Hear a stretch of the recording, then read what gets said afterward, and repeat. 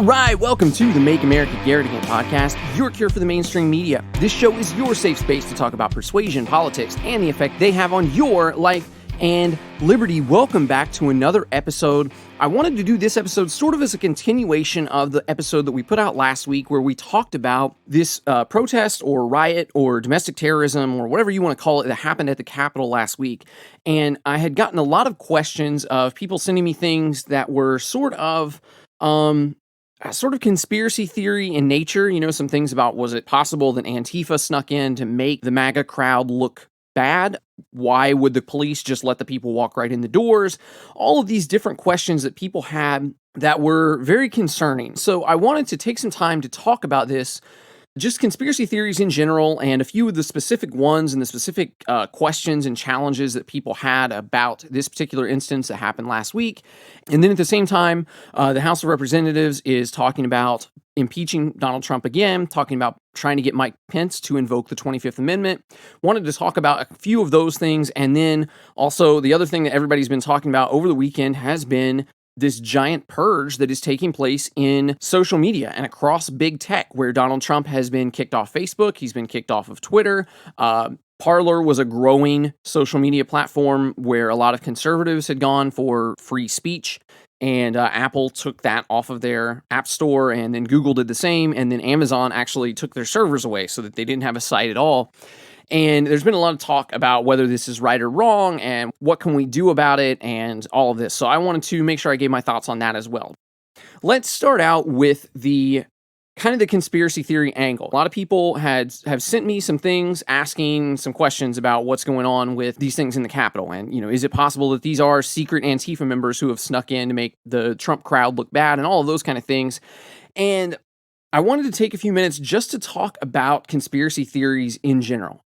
A conspiracy simply means people working together to plan something in secret. And that can mean a whole lot of things. A conspiracy theory could mean anything from the mayor of some small town is giving contracts to his friends so that they can make more money and get rich off of his power in office, all the way to this story that made the news 10 or 15 years ago about Barack Obama being in a secret CIA program where he was teleported back and forth to Mars several times. And there was a guy who came forward, talked to several radio stations and that kind of stuff, and said that he had met an 18-year-old Barack Obama as he was participating in this program, and that numerous times Barack Obama was teleported back and forth to Mars. And somehow, one term, conspiracy theory, is supposed to cover both the idea that some mayor is doing something unethical in office and something that says that our former president was teleported back and forth to Mars in a secret government program. The level of sanity and insanity in those things are on two completely different ends of the scale. And that's something that it's very, very frustrating to me because when I want to address conspiracy theories on my show and that kind of thing, you have no idea whether I'm going to be talking about Capitol protests or am I going to be talking about some company secretly putting things in the water to turn the frogs gay. You don't know. And I guess part of that is a good teaser that you're just going to have to tune in to find out. But it's also very frustrating to me because it's hard to address the serious ones, and it's hard to talk to people who are seriously concerned or seriously have questions about these types of things without trying to make it sound like you're going to belittle them or that you think they're crazy or out of their mind or whatever, especially when we live in times where it is so difficult to tell what is true and what is not, to tell what is exaggerated and what is not. And the way that the corporate media gives us the news doesn't really help us any when it comes to those types of things. So I wanted to spend just a little bit of time kind of talking about conspiracy theories in general and, kind of what makes them attractive to us and what kind of things maybe we can look out for a little bit. And then taking on some of the specific ones that were brought up around this Capitol protest. And then we'll move on. We'll talk about a couple other things after that as well. Now, what I've always heard, I didn't try to fact check this myself, but it seems to check out. I've heard it mentioned several times in several different places, was that the term conspiracy theory really started being thrown around about the same time that the John F. Kennedy assassination happened, and that the FBI and the CIA were trying to get that term to catch on to give them a way to sort of classify people who are talking about this crazy idea that maybe John F. Kennedy was killed by someone in the government and that he wasn't murdered by Lee Harvey Oswald as the official narrative goes. And so it started out as a way to kind of classify these people as crazy people, as people who you don't need to engage with and people who you don't need to listen to. And that in itself really is just an ad hominem attack. People want to call you a conspiracy theorist. They're not taking on the idea that you've presented.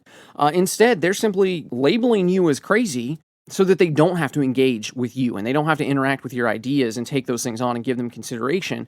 It is very possible that maybe Lee Harvey Oswald did kill John F. Kennedy. Maybe Lee Harvey Oswald was a communist sympathizer and he didn't like JFK and he wanted to take him out. That is very possible, but there are other things in that story that don't add up.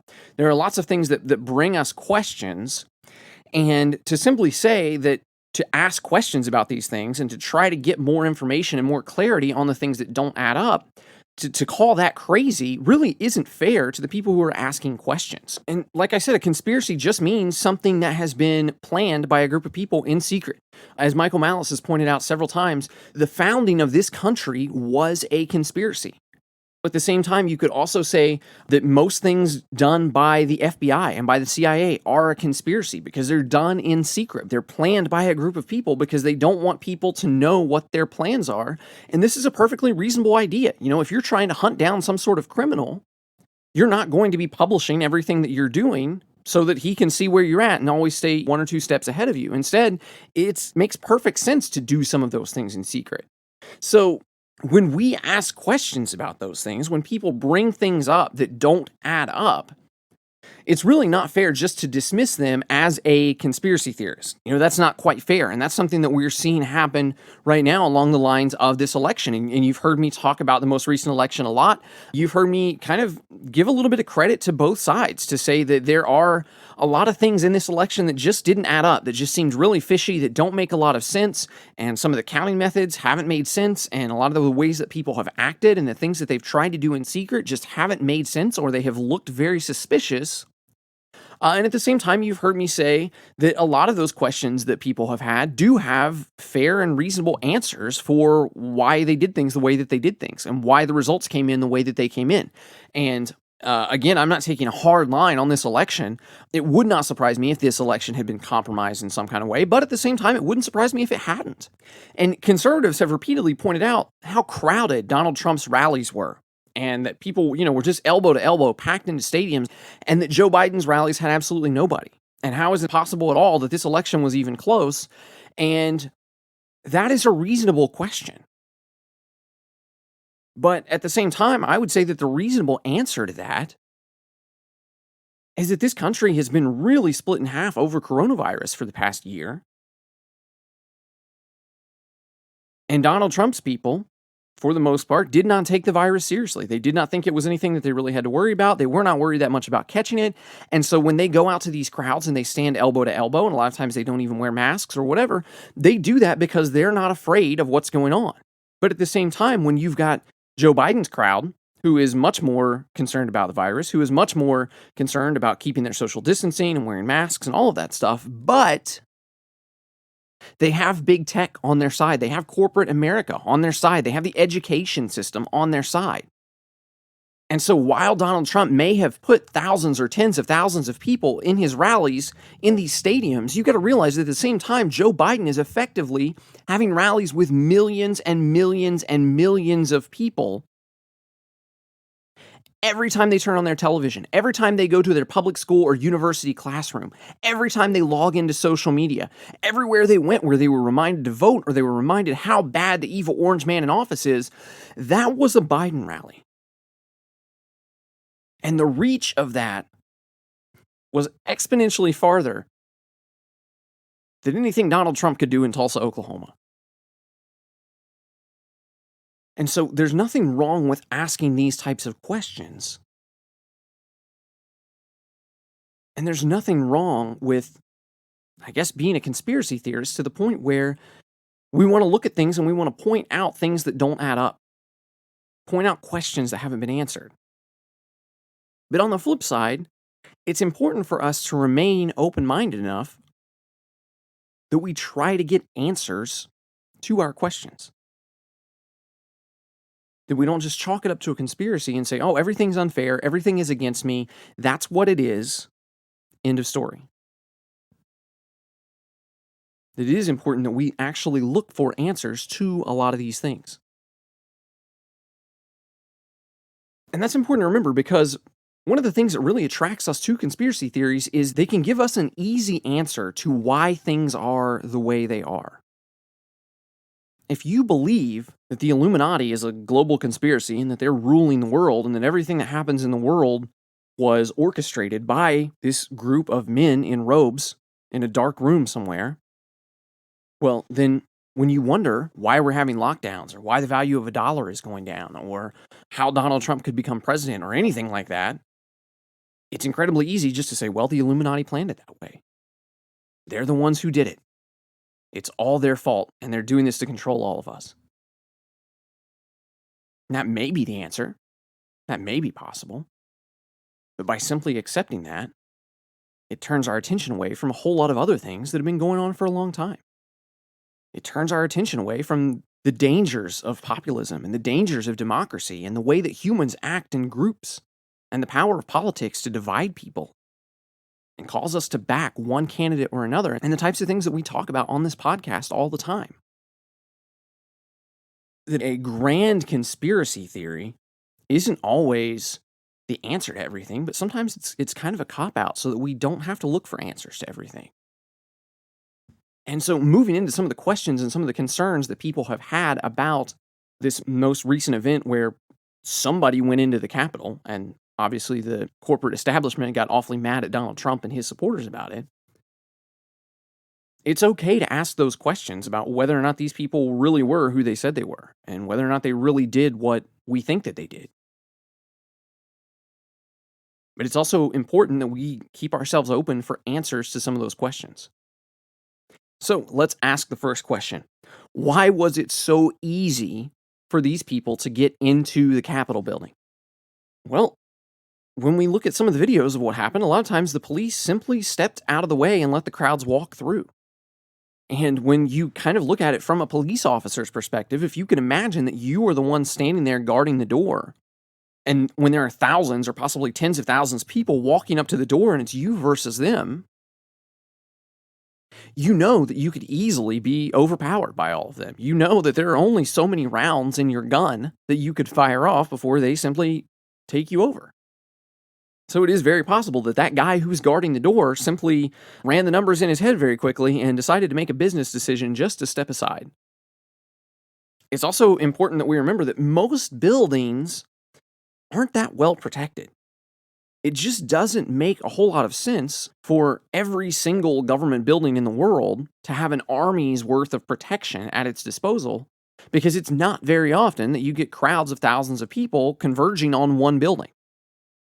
And even if that did happen on a regular basis, how would you know which building it was going to be today? You would simply, take up all your military's might, stuffing them in every single government building. And most of the time, they're not going to have anything to do. They're just going to be standing there. And so I think it's very, very possible that the Capitol was not that well protected because most of the time people don't converge on the Capitol. They just weren't prepared for the volume of people that they received that day, when the amount of protection that they've had every single day for the last 250 years has been perfectly adequate. Just like with anything else, the perception of power, the perception of order, and the perception of strength that law enforcement or the ruling class or whoever has is far stronger than their actual strength. The US government doesn't have to physically hold off every single citizen of the 300 million citizens in the United States. They simply have to appear strong enough to make sure that most of those people think that they don't stand a chance even if they did try something. And that's the way it's going to be at the Capitol as well. I would say that the Pentagon and the White House may be a little bit more protected than that, just given the status of the people that are in those places so often. But again, if everybody decided that they were going to converge on one of those places, there's a good chance they're simply not prepared for it. Another thing somebody sent me was a screenshot of a news story about the pro-Trump protesters clashing with the police, and it was posted at 9:30 in the morning. And of course, we know that the Capitol wasn't overrun until sometime in the afternoon. It was like 1 o'clock, 2 o'clock, something like that. But this story was posted at 9:30 a.m. I think there are a couple explanations for something like this. First of all, a lot of these websites are set to show your local time. So, if something happened at 12:30 p.m. Eastern Time in Washington D.C., it's going to show 9:30 a.m. Pacific Time in California. So you could very easily be pulling up that screenshot from another part of the country. You could also, if you have a VPN, you could very easily set that VPN to show from a different area. I think even if you're in Hawaii, I think Hawaii is 8 or 9 hours earlier than the Eastern time zone. So if something happens again at 12:30 in Washington D.C., it may show I don't know, 4:30 in the morning or something like that in Hawaii. That doesn't necessarily mean that this story was published ahead of time because of some grand conspiracy to make Trump people look bad or something along those lines. Another thing that happens, and you see this a lot when it comes to sports writers, is they will actually write their stories before the event actually happens, so that when the game is over, they're able to click the publish button and they're able to get their story out immediately, because we know in the world of news, you've got to be fast. It's kind of like Ricky Bobby. If you're not first, you're last. And so you got to get that story out there as quickly as possible. So when it comes to the sports world, a lot of times they will write the story about the game as the game is happening. And they'll have as much filled in as they possibly can, so that they can just take a few quick seconds at the end of the game and plug in the key stats, maybe plug in exactly how the game ended, and they can hit publish and it's already ready to go. But most of the time, especially if the game has been clear from a certain point on who was going to win, it's very easy to have that story already written and already completed. And in the same way, we've seen how protests have worked in this country for the past year, especially. We know if there's a protest, there's a very good chance that it's going to turn a little bit violent. We know they're going to probably clash with the police. It's also very possible that the woman had the majority of this story written ahead of time, and it may have accidentally been published early. Again, it may have been published and it showed up differently in a different time zone.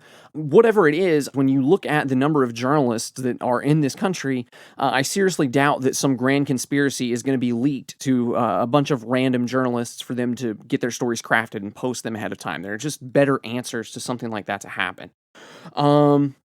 Seen some other claims that these were not pro-Trump protesters from the MAGA crowd, but instead that they were members of Antifa and they were just trying to make the Trump people look bad so that everyone would be mad at them. Well, yeah, this is certainly possible.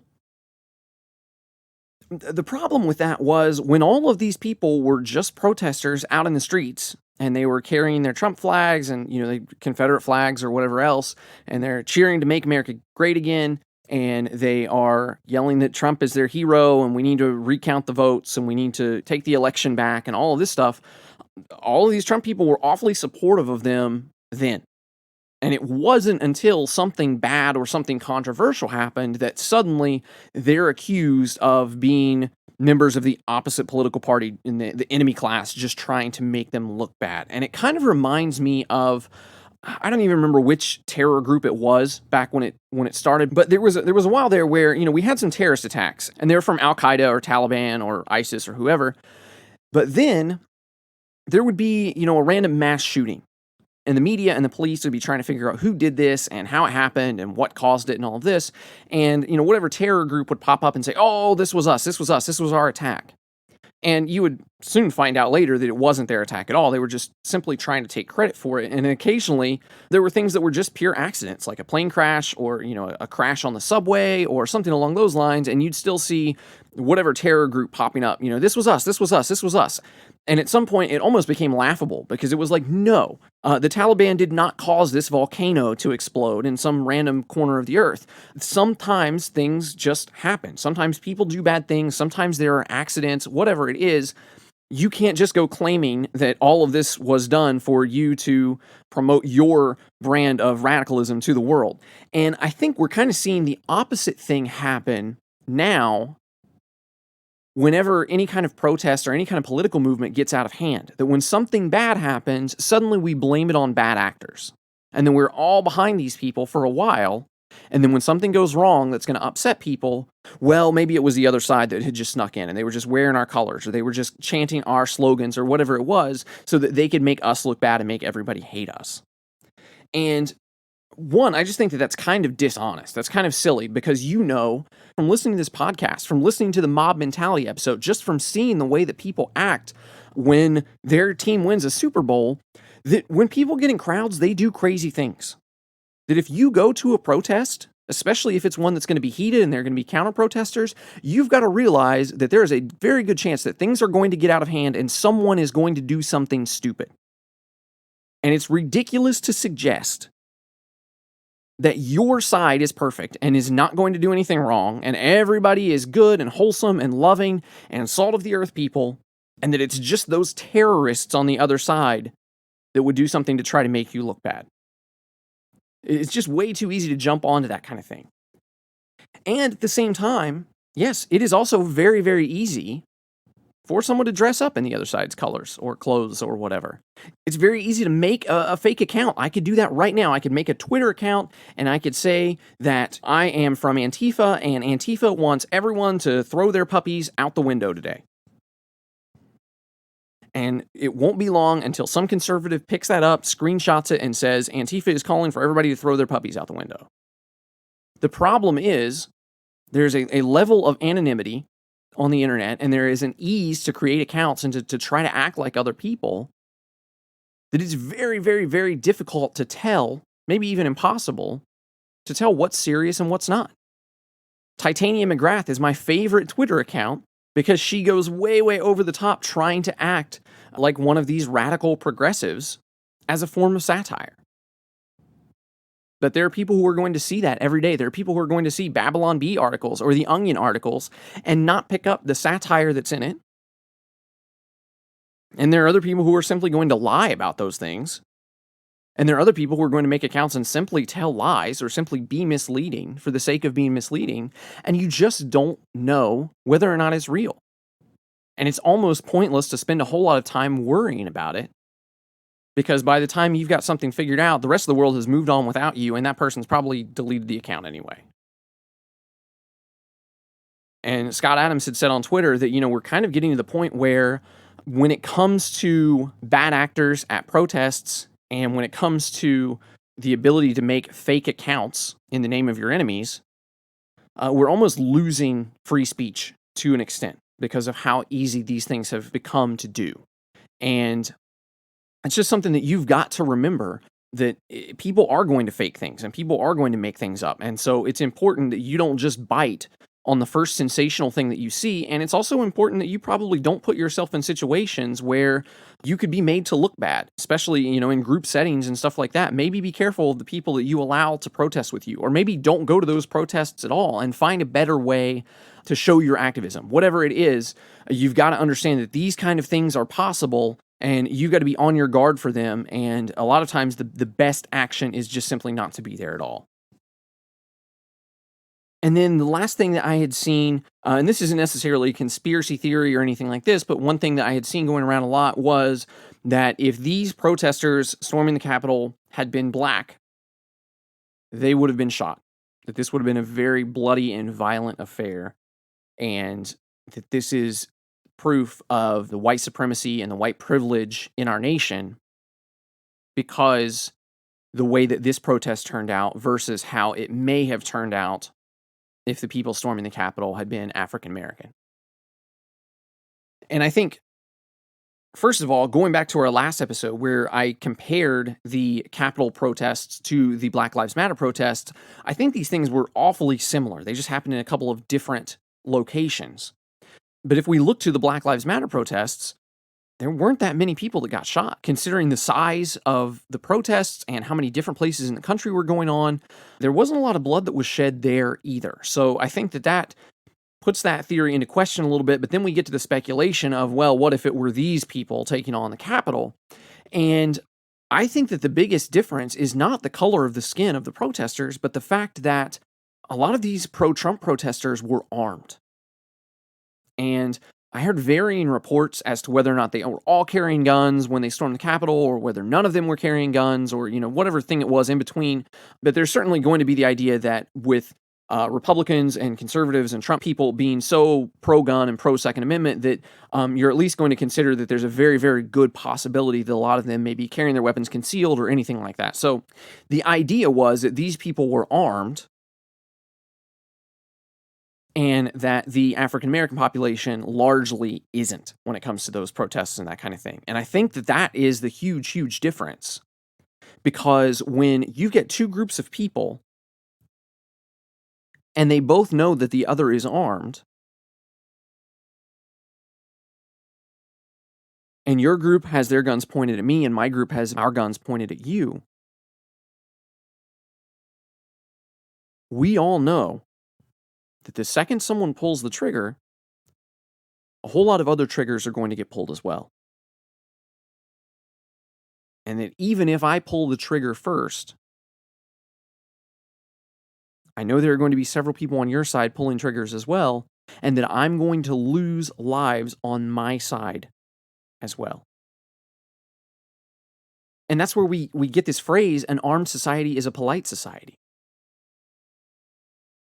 Because the consequences for escalating violence are much, much higher than they would be if only one side is armed.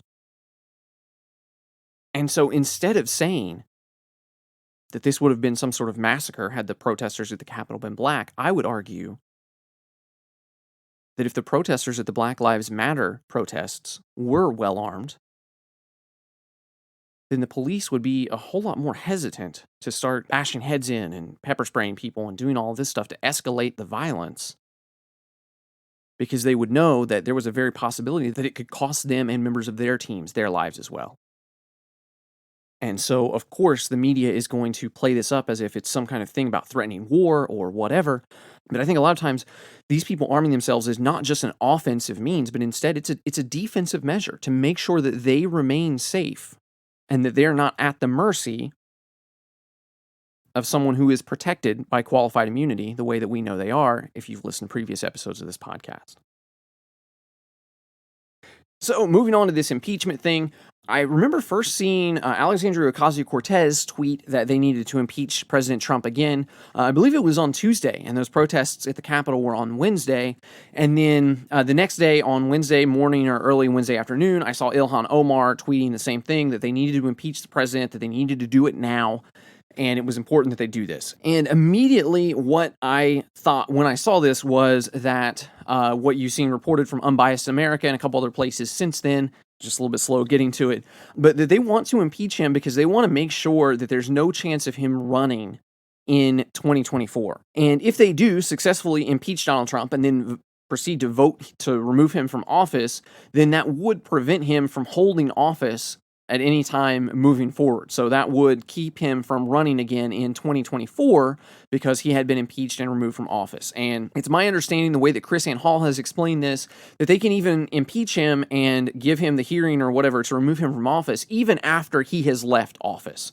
This was something that Chris Hall had brought up several times about Hillary Clinton, that after a lot of her mistakes and a lot of the scandals and the kind of things that happened with her as, was it Secretary of State? I think she was, with the email and with Benghazi and with all these other kind of things that have happened, that would just say that she is unfit for office, and that even if they impeached her after she had lost the 2016 election and didn't have any position, that would keep her from running again and keep her from retaking that office. And according to Chris Hall, this is something that we need to do much more often, that these politicians who get caught up in scandals and they resign, or, they get voted out because of whatever kind of misconduct or whatever, that they shouldn't just get to slink off into the shadows and wait for things to die down before they decide to come back and try to run again, but that they should be impeached even if they leave office. And again, looking at this here, that looks like something that Alexandria Ocasio-Cortez and the other representatives in the Democrat House of Representatives are trying to do. They can easily have the votes to have him impeached again, and of course, then it would just be a matter of whether or not the Senate would vote to remove him from office due to that impeachment. So that's something that they're talking about, and this is something that could very well also happen after he leaves office, and then that the Democrats have a majority in the Senate as well, if you count Kamala Harris as the vice president to get that tiebreaker vote. And this is something that they really, really could do, but it was something that they were talking about even before this whole thing with the protests happened. And now the protests have given even more fuel for the fire for them to do this, for Donald Trump fueling this insurrection, or however it is that they want to put it. From what I understand from just a couple of people I've talked to, I think maybe only one person has ever been impeached after they've left office, and then he wasn't actually convicted to be removed from office. But it is certainly possible. Again, that they're going to have the votes if they choose to do so, to make sure that Donald Trump is impeached and removed from office, even after he leaves. So that's something that we are going to keep an eye on. In my opinion, I also think that they may be looking to do this just so that they can kind of close the Trump chapter in the history books, and that they can just simply say that this was an anomaly, that this was something bad that happened, that this was a mistake that we had where this one bad man got voted into office, and for 4 years everything was bad, but that at the end of the 4 years democracy was restored and the bad man went away and we never heard from him again and everyone lived happily ever after it. And I think that that's certainly possible, that that's the kind of narrative that they want to push in all of this. And there is a lot of concern right now from conservatives. Of course, we'll talk about the purge from big tech and all that stuff here in a few minutes, but there is, concern that these next 4 years are going to be revenge for everything that happened during the Trump administration, and they're going to be figuratively or literally, hunting down Trump supporters and making them pay for all their crimes, and on and on and on. And I kind of feel like maybe it's not kind of the opposite. Maybe they're just going to try to memory hole this and pretend that 2016 to 2020 never happened, and that Donald Trump was bad and now he's gone and all of that is over with, and that they will completely ignore a lot of these people in the news cycle just to show that they've restored some kind of normalcy, and just to show that everything is back to normal once you get the right people back in charge, and that everything's okay again. And I kind of think they're probably going to lean toward that more so than making sure that every single deplorable Trump supporter suffers the consequences of who they've supported or anything like that. I just think that it's probably going to be, as Michael Malice has pointed out on Twitter, the cathedral is very forgetful. They tend to try a lot of the same methods over and over again, and I think in this case, they're just going to pretend that everything is peachy and everybody's happy and everything is great, no matter what the conservatives say, because honestly, they've got majorities in the executive and legislative branches now, so it doesn't really matter what the conservatives think. The other thing is, I believe it happened, I'm recording on Tuesday the 12th, I believe it happened today, it was expected to happen today anyway. The House was going to pass a resolution asking for Mike Pence to invoke the 25th Amendment to remove Trump from office. So if we can't impeach him, maybe we can, toss him out using the 25th Amendment. So I wanted to talk a little bit about the background of the 25th Amendment. Brian McClanahan had 2 great shows this week, and I will add at least one of those. You'll be able to find the other one, right next to it if you use just one link, but talking about this kind of tech purge and about the 25th Amendment. And I don't have good notes here. I'm just kind of doing a lot of this from memory, so the details will be fuzzy, but if you want to go back and listen to his episode to get the details down, then you're more than welcome to do that. But the 25th Amendment was brought about in, I think it was like the 1950s, with Dwight Eisenhower, I believe it was, if I'm remembering correctly, somewhere around that time. And whoever it was, the president was going in for heart surgery, and they realized that he was going to be completely incapacitated for like 6, 8, 10 hours, something along those lines. And they realized that there needed to be, some kind of chain of command set up so that if something did happen while the president was under anesthesia, under the knife, that there was someone with the authority to make calls about war and defending our country, or whatever kind of emergencies or whatever kind of things could come up, that they wouldn't just be waiting for the president to finish his heart surgery before they could take drastic action if, nuclear war broke out or anything like that. So, they kind of got together, they talked about it. The amendment made a lot of sense because, we already knew that if the president dies, the vice president's going to take over. So it would just make sense that the vice president would fill in for him while he's incapacitated, and then he would take power back as soon as he's capable of taking the office back. You're going all the way back to John Tyler. I think he was the first vice president to take over after a president had died in office. And Constitution didn't actually really say what was supposed to happen if the vice president took over for the president. So when the president died and John Tyler took over, no one really knew whether he was supposed to just kind of be like an interim president until they could hold another election and fill the spot, or, if he was to become president, or if he was just to kind of hold the office for emergency purposes and not really do anything unless they absolutely had to. And instead, he kind of took the office and basically said, I'm the president now. And they kind of went with it. And that set a precedent. And moving forward, There were several times, in the 1800s, we had presidents who assassinated or who died in office, and they just kind of followed the precedent that the vice president would take over. And so, just as kind of a continuation of that, they decided that it made sense that the vice president would fill in for the president if he were ever incapacitated for a short time, and that if anything ever did happen where he were comatose or had gone crazy and lost his mind or whatever it was, if he was completely incapable of holding the office in a reasonable manner or whatever, the vice president could basically petition for him to be removed from office under the 25th Amendment. I think they need some support from the cabinet members to do that as well. And I can't remember if the Congress has to vote on it or not. But if the president does think that he is fit for office and he wants to challenge it, then he can give a challenge within 4 days or something like that. And then at that point, certainly the Congress has to vote on it and decide which way they're going to go with it. I think the only time that it's ever really been seriously considered to be used was during the end of Ronald Reagan's second term, where his Alzheimer's was really starting to set in. And I honestly don't know what that was like in the White House, but I imagine he was becoming very forgetful and very confused. And when you're talking about dealing with the world economy and potentially going to war with nations all over the world, it's probably not very good that the president starts forgetting things and kind of fumbling his words and his thoughts and that sort of thing. And so they were genuinely concerned that they may have to invoke the 25th Amendment, but they managed to kind of limp it through to get Reagan out of there and get George H.W. Bush in. And then Brian McClanahan pointed out that in, I believe it was 1992, when George H.W. Bush was president, they added the line of succession where the president, if he dies, the vice president becomes president. If something happens to him, the Speaker of the House is president, and then they go all the way down, Secretary of Energy, Secretary of Defense, all of those different things. So that hopefully, no matter what happens, no matter what kind of nuclear attack happens or how many people they take out, hopefully there's somebody on down the line that can take over as president at that point, and there's not any kind of struggle for power or anything like that. So, on its face, the 25th Amendment makes a lot of sense. I mean, there's really nothing wrong with the logic there. There's nothing wrong with the concerns that people had. And in a way, it was also sort of just a formality to clarify what we were already doing, that the vice president would take over in the event that the president had died or, couldn't serve in office or anything like that. But when you look at what's going on now, this type of situation is not what the 25th Amendment was designed for. For the vice president, Mike Pence, to say that Donald Trump has gone crazy and that he's mentally unfit to hold the job of president, and then to try to have the cabinet members support him and have Congress support him by voting President Trump out of office because he's crazy, that would essentially just be a coup. I mean, that would essentially just be overthrowing the leader, because as much as we may hate Donald Trump, as much as you may think that he is horrible, you may think that he is racist, you may think that he's some sort of crypto-fascist, that he's the new Hitler, whatever it is, he's not mentally defunct.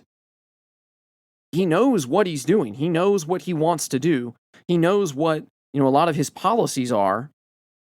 And just because you can disagree with those very intensely, it doesn't mean that he is, at the point where Ronald Reagan was, where Alzheimer's was just eating his brain away. This is simply a man with a lot of bad opinions that we disagree with on a whole lot of things.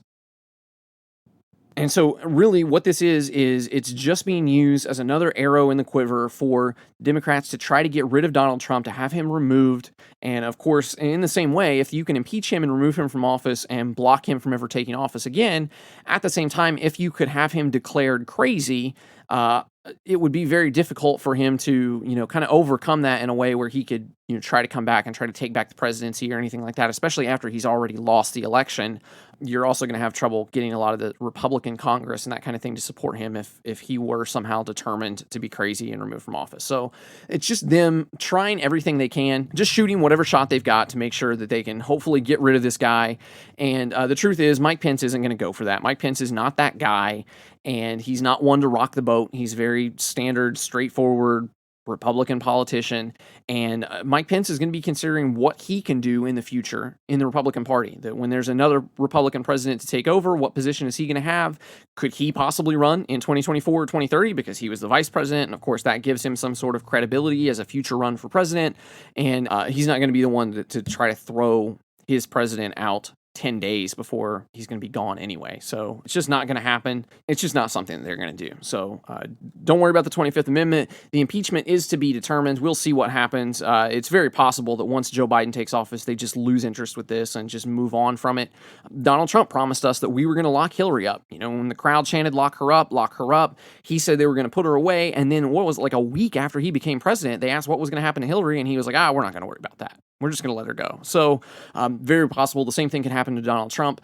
And again, we'll see what happens. We'll see how hard they work to try to erase his legacy or his history or his effects or whatever on the country and on the state of politics. But I really think that they're going to do their best just to pretend like this never happened and just get it as far out of their memory as possible, because as long as they keep stirring things up about Donald Trump, they're also going to be stirring up Donald Trump supporters, and they're also going to be giving them someone to oppose. So if this United America or whatever it's called that Joe Biden is going to be pushing in his first 100 days of office, if you want people to be united, you need to stop focusing on the things that divide them, and Donald Trump is certainly one of those things. So at the same time, all of this stuff is going on. We have had Donald Trump removed from Facebook permanently. Donald Trump was banned from Twitter for 12 hours after these protests because he supposedly incited them. Then later on, Twitter decided to permanently ban him. All the Republicans picked up their things, took their passwords, and went over to Parler. And very quickly, Apple decided they were going to take Parler off of their app store. Google quickly did the same thing. And then right after that, Amazon decided to take Parler off of their servers. So within like 24 hours, Parler was just gone. And they're scrambling, trying to find what they are going to be able to do to get their site back up. But of course, a lot of their financial support is being pulled away as well. Because as far as the corporate world is concerned, Donald Trump is toxic and nobody wants to be associated with him or associated with his following. And so they're all running from that. And that gives us a lot of concern, especially people on the conservative side, because they feel like their views are being silenced and they feel like they're being kicked out of these places and that they're not allowed to have free speech because Facebook is banning them or kicking them off and Twitter is banning them or kicking them off. And of course, this hurts their abilities to gather and to craft their message and to encourage each other and all of these different things. And then when they try to go to another place, quickly that place is just kind of erased off the map. And so that's been a big concern. You've seen a lot of people talking about that this week. And of course, you're going to see plenty of opinions on that. You're going to have people on one side arguing that this is suppression of freedom of speech, that this is kind of a violation of the First Amendment and all of this stuff. And then you're going to have at the same time, what a lot of the left is coming back with is, hey, you said that a private company could do what they wanted. You said that a private company could kick somebody out of their business or out of their platform if they wanted to. And now that it's happening, you're the ones who are upset about it. And there's certainly some merit to that. I mean, that is something that we believe in. That is something that if you are using my service or you are on my property and I decide that I want to kick you off, as long as I'm not doing any physical harm to you by kicking you off my property, then you need to leave. I mean, that's just the way that it is. And so what makes it so complicated and so difficult is that there doesn't really seem to be anywhere that's safe for these people to go. And that, again, they tried to go to Parler and suddenly everybody just wiped Parler off the map and they were gone. So what's going to happen with all of this? And another question that a lot of people have asked is this something new? Is this something that is completely unprecedented, that you're going to have one side completely silenced when it comes to the issue of president or, a lot of the political talk and political discussions that we're having today? And really, throughout American history, I'm sure probably throughout world history as well, censorship has been pretty common. I mean, when you are the class that's in power, you're going to do what you can to try to make sure that you keep that power. And anybody else who's coming up against you and trying to take that power away or trying to tell you that you're wrong for what you're doing and try to stop whatever agenda you're trying to accomplish, you're going to want to push them out of the way. You're going to want to try to silence them so that you can do what you want to do. I mean, even today, if you were to get Ron Paul as president today and the libertarians who are all about free speech and free markets and all of these kind of things took power and had their way, there would still be an effort from them to silence a lot of the opposition to the kind of things that they were doing. There would still be people who would be crying out that we need to regulate this industry and that industry, and there were people that crying out that we need to do this to protect welfare and protect the poor and all of these kind of things. And a lot of the message from whoever in power would be, just shut up and leave us alone. We've got a job to do. We're going to try to do that thing because we think that this is best. And you're going to see that from any group of people, any person or group of people in any kind of position of power whatsoever. Even on this podcast, I get people who write in and send me me questions or send me memes that are just supposed to be some kind of gotcha. And they think that they're being smart, and instead they're just being rude. And so those kind of things just get ignored. They just get tossed in the trash bin, and I don't give them time of day. And if you're being honest and you genuinely have a question, or you genuinely have a concern about one of the things that we've talked about, then we take it on. And you've heard me answer listener questions and talk about a lot of these things a lot of times. But there are also going to be people who are just trying to be rude, or just trying to be divisive, or who are just trying to be obstructionist or whatever, just to try to get in the way. And those people are going to be ignored here, and they're going to be ignored if I were president, whatever it is. Those kind of things would just get tossed aside because we don't want to deal with all those things.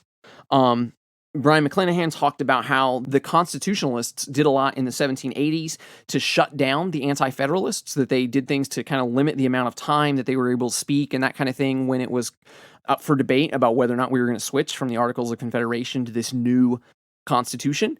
There were plenty of people who were not in favor of Reconstruction in the South for 30 years after the Civil War. Those people were just pretty much completely shut out. They weren't allowed to have really anything to say because nobody wanted to hear it because they weren't the ones who were in power. Mentioned that the far left liberals were really shut out during World War I, that nobody wanted to hear what they had to say because we had this war and we had a job to do, and that's what we were going to do. So that kind of thing is going to be fairly common. It's going to be tempted to shut out people who disagree with you. It's going to be, at the very minimum, you're going to just ignore them. You're going to let them go and just have them leave you alone. But if you are trying to do something, especially in a democracy government type setting, you're going to want the people to support you. And so it's going to be important that you don't have people who are opposed to you trying to change the will of the people as you're trying to get your agenda carried out and taken care of and all those kind of things. So while this has happened a lot in the past, this is the first time it's ever happened to a president. To have a president's ability to communicate with people taken away, whether that be through his Facebook or through his Twitter account, that's something that's never really happened before. And that's something that's a pretty big step. But at the same time, he was using platforms that had been developed by people who were ideologically opposed to him. And so for them to kick him off of his platform, one could argue is definitely their prerogative to do. You're at my house and you're doing something that I don't want you to do. You're, using some substance that I don't want on my property. I can have you removed. And no one would give that a second thought. And so when Twitter or Facebook does that, of course it's difficult because you wonder where else they're going to go. But at the same time, that's their platform. And that's what they've chosen to do.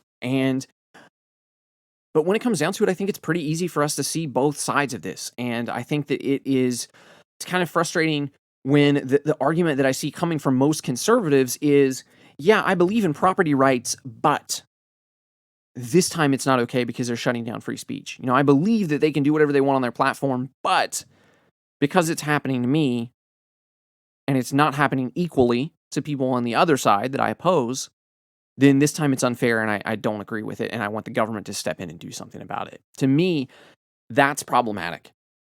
And so when we talk about peace, property rights, and free markets being the principles that we base this show off of, and we look at property rights, and we say this is my stuff and I can do what I want with it as long as I'm not physically harming anybody else, then I think that leaves us with the position that these are private companies and they can do what they want.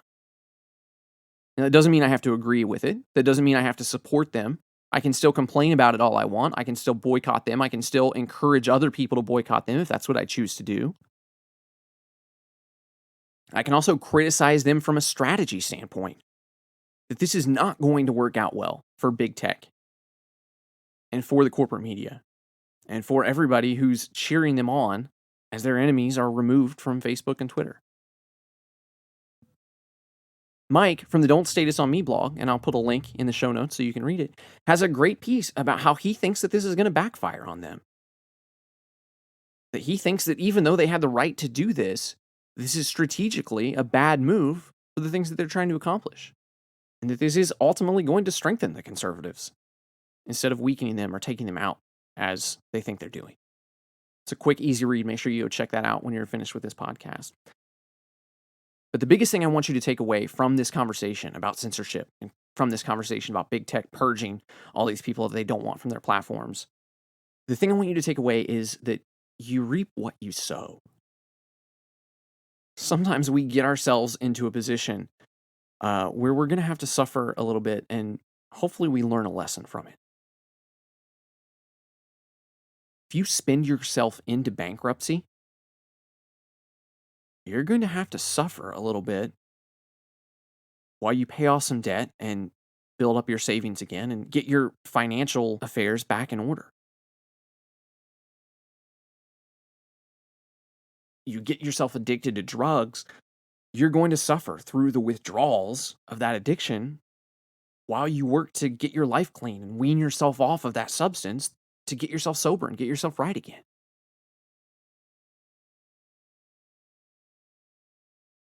And if you hand over all of your journalism, all of your current events, all your ways of communicating and gathering and making money to people who hate your guts and want to see you starve, then guess what? You're going to hurt a little bit while you figure out how to find a new place to set down your roots. You may have to wander in the technological desert for a little while trying to find the right Parler or the right MeWe or the right Gab or whatever thing it is that's going to be the proper home for conservatives. But if you allow people who think so differently from you and believe so differently from you and have values so differently from yours, you let them have the power of the technology you use and the schools that you send your children to and the news that you read and the narratives that you form your worldview around, and you've got nothing of your own to fall back on. And if that gets pulled out from under you, it may take a little bit of work to get those things built back up the way that you want them to be and in a way that you feel comfortable and safe. So look, I don't know what's going to happen. I don't know where we're going to land. I promise you, I will be there once it finally gets set up and starts going in the right place. And I will still be on Twitter and Facebook probably because I want to be able to reach people from all different ideologies and all different types of views.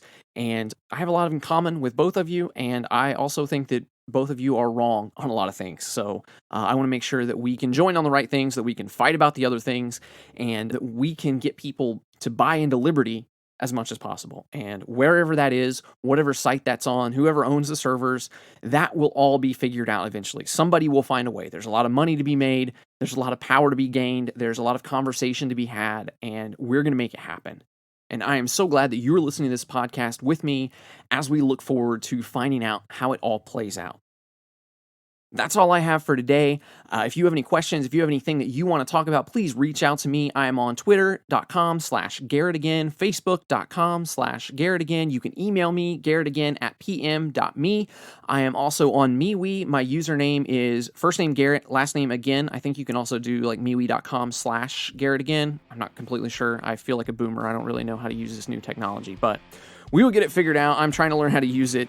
And you just find a way to reach out to me, and I will do my best to respond to you. And I thank you so much for listening. And I will be back with another episode soon enough. And until then, stay kind, stay vigilant, stay free. Get out of here.